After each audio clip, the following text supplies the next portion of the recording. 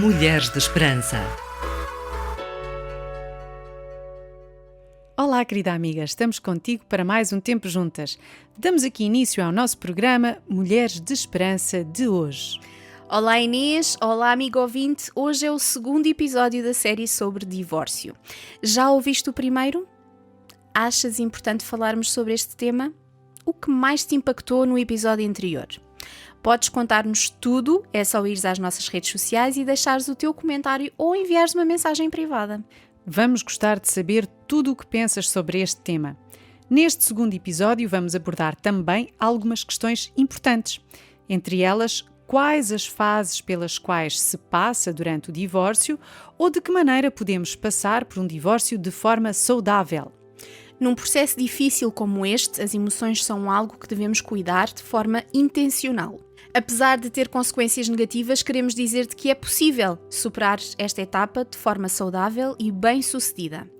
O término de uma relação conjugal pode ameaçar a saúde psicológica e o bem-estar, quer das pessoas diretamente envolvidas, quer dos seus familiares. Por isso, pode ser equacionada a ajuda de um profissional. E lembra-te que não é vergonha pedir ajuda. Tal e qual. Antes de continuarmos com o tema, encorajo-te a seguires as nossas redes sociais e a acederes ao nosso podcast no Spotify, Google Podcast ou twr360.org para não perderes nenhum episódio. Esperança para as mulheres em todo o mundo e através das gerações. Mulheres de Esperança. Conforme falámos no episódio anterior, o divórcio não faz parte do ideal divino de relacionamento. O desejo de Deus ao criar o casamento e a família era que fosse um relacionamento saudável e eterno. Mas o divórcio pode ser necessário até para proteger uma vida. Segundo a ordem dos psicólogos, o processo do divórcio implica várias fases e é vivido de forma e com ritmo diferente de pessoa para pessoa, com mais ou menos sofrimento. Antes do divórcio pode existir um certo afastamento ou desligamento, o que faz aumentar os sentimentos negativos e o descomprometimento. É frequente o casal adiar e não querer sequer pensar na relação. É comum existirem sentimentos de insegurança, dúvida e ambivalência, em muito provocados pelo medo da mudança que a ruptura poderá provocar. Quando a decisão é tomada, podem surgir questões como: quem foi o responsável? Por que esta relação não resultou? Bom, nem todas as perguntas terão resposta. Nesta fase podem ainda, infelizmente, surgir comportamentos menos adequados, surgindo a desconfiança, um desejo vingativo ou até de difamar o outro. Há ainda o medo do futuro e a ideia de uma possível não superação. Podem também surgir sentimentos de ambivalência e de esperança numa reconciliação. Nesta fase, também de grande instabilidade emocional, é aconselhável a ajuda de um profissional que possa ajudar a lidar com a perda e com o vazio que se instala. Após a separação, desta fase de intensidade emocional e das inseguranças provocadas pela separação, é frequente que se viva uma sensação de liberdade e independência. Pode haver pessoas que buscam o prazer imediato e experienciam emoções e comportamentos que associam a uma segunda adolescência. Mas também há quem se refugie nos ambientes e pessoas que já conhece ou até que se isole.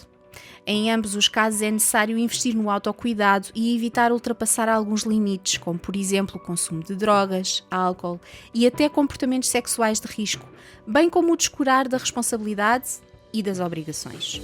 De facto, essa é uma questão importante, Sónia. Envolver-se rapidamente num outro relacionamento ou ter uma vida de liberdade sexual com medo de voltar a comprometer-se é um perigo. É importante haver um tempo de pausa para que possa voltar a haver uma estabilidade emocional e cura interior. Numa fase posterior, na nova maturidade, as pessoas tendem a identificar aquilo que lhes traz verdadeiro equilíbrio e estabilidade. Frequentemente concluem que o relacionamento que terminou faz parte do seu percurso e também contribuiu para formar quem são enquanto pessoas. Mas, como outras situações na vida, o processo de divórcio não é linear e, havendo filhos, torna-se um processo que pode durar toda uma vida, com avanços e recuos. Muitos dos sentimentos, dos conflitos, dos desentendimentos vividos ao longo deste processo podem voltar a surgir mais tarde, muitas vezes após vários anos, mediante novos acontecimentos ou novas circunstâncias, podendo surgir recaídas, revivendo fases mais precoces do processo de divórcio. A ruptura de um relacionamento, por vezes de muitos anos, é difícil e leva a muitas perdas. A perda de alguém que foi um companheiro durante uma fase, seja mais curta ou mais longa da nossa vida, companheiro de intimidade, rotinas, conversas, enfim. A perda da convivência com outros membros da família, seja para o adulto ou para as crianças, como acontece com avós, com sogros, cunhados, enfim. Quando estamos perante divórcios por motivos de violência ou abuso, estas perdas serão para a proteção do adulto e ou da criança, não deixando de ser, no entanto, uma perda. Correto, Inês. Pode haver ainda uma perda de casa, por necessidade. Por exemplo, quando os rendimentos ficam mais baixos e não existe a partilha de despesas. A mudança do estado civil pode ser um peso devido ainda ao estigma da sociedade. A perda do uso dos nomes próprios. Parece que a pessoa passou a ser a mãe dos meus filhos, em vez de Maria. Parece que são pormenores, mas que pesam muito na vida de alguém que está em sofrimento. É importante, perante todo este peso, não colocarmos expectativas demasiado altas relativamente a nós próprias. É importante termos consciência de que o nosso comportamento não será o habitual. Podemos ficar menos produtivas, menos capazes de cuidar ou de interagir com as pessoas que nos rodeiam e até deixar de ter vontade de fazer certas coisas como habitualmente. E não te culpes por isso. Dá tempo e permite-te um tempo para a mudança. Tudo isto é um processo. Uma outra dica é falar e partilhar o que sentes. Não te isoles. Partilha o que sentes com pessoas de confiança e que sabes que te vão apoiar neste processo. Amigos, família e até um psicólogo. Se não o fizeres, o teu nível de stress pode aumentar e a capacidade de concentração diminui. Investe também no autocuidado. Descansar bastante, minimizar outras fontes de stress, reduzir a carga de trabalho se possível e, quem sabe, experimentar uma atividade de lazer nova. Vamos ainda a mais 2 dicas. Priorizar. Apesar do sofrimento, a vida tem de continuar. E por isso há tarefas a realizar, há contas para pagar. Show must go on. Cria uma lista com as tarefas e organiza-as por ordem de importância e prioridade. Isto vai ajudar-te à organização e a minimizar o stress. Por último, evita tomar decisões importantes. Durante o processo de divórcio, o teu estado emocional está alterado e traz menos capacidade de tomar decisões importantes, menos discernimento, como, por exemplo, mudar de cidade, de emprego, etc. RTM Mulheres de Esperança. Conteúdo áudio, dicas de vida, motivos de oração e crescimento pessoal. Encontra esperança hoje. Todos os relacionamentos são desafiadores e o casamento não é exceção. Concordam comigo? Eu concordo a 100%, Sónia. É um desafio diário. Mas vamos avançar para a última parte do nosso programa e, como sempre, vamos revisitar o nosso livro favorito. Há um texto na Bíblia, no livro de Mateus, que diz que Jesus foi questionado sobre a licitude do divórcio. E na sua resposta, ele ressaltou a importância de preservar o casamento. Jesus disse assim: por consequente, não mais serão 2, mas como um só. E nenhum homem separa o que Deus juntou. Jesus ensinou que o divórcio não é uma vontade original de Deus, mas foi permitido por causa da dureza do coração do homem. Jesus não disse que o divórcio deve ser a opção, mas permitiu caso o marido ou a esposa cometam adultério. No Novo Testamento, o apóstolo Paulo também ensina que o divórcio pode ser a solução para quando o cônjuge não cristão abandona a sua esposa. Paulo diz: mas se o marido ou a mulher que não forem cristãos estiverem realmente decididos a separar-se, pois que o façam.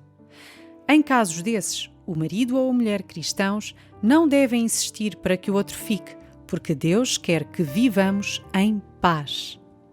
Mas e o que dizer de mulheres que sofrem com relacionamentos abusivos e violentos? Como lidar com essas situações? A Bíblia não diz nada nos seus textos sobre o tema do abuso doméstico de forma direta, mas o coração de Deus é revelado através da sua palavra e podemos confiar que nela há orientações suficientes para tratar assuntos como este. É verdade, Sónia. Se olharmos para o capítulo 5 do livro de Efésios, vemos que o marido deve amar a esposa como Cristo amou a Igreja e que a esposa deve submeter-se ao marido da mesma forma que a Igreja se submete a Cristo. Ou seja, e agora muita atenção, em amor. Nada é dito sobre submeter-te a um relacionamento abusivo e à violência de uma outra parte.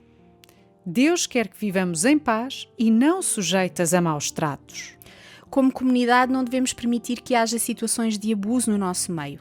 Devemos sim reconhecer que Deus odeia o divórcio, mas odeia todo e qualquer pecado, assim como o da manipulação e abuso. Se estás a viver um divórcio, ou passaste por um e queres falar connosco, contar a tua história ou até falar sobre os teus sentimentos, podes entrar em contacto connosco. Estamos aqui para ti, sem julgamentos. Na próxima semana vamos continuar a falar sobre divórcio, desta vez sobre a saudade. Contamos contigo. Encontra esperança hoje. Este programa foi produzido com donativos de pessoas que voluntariamente contribuem para este projeto. Ajuda-nos a levarmos esperança a todas as mulheres. Contacta-nos pelo e-mail mulheres@radiotransmundial.org.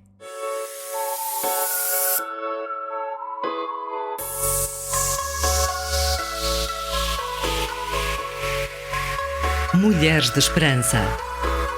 Uma produção RTM Portugal.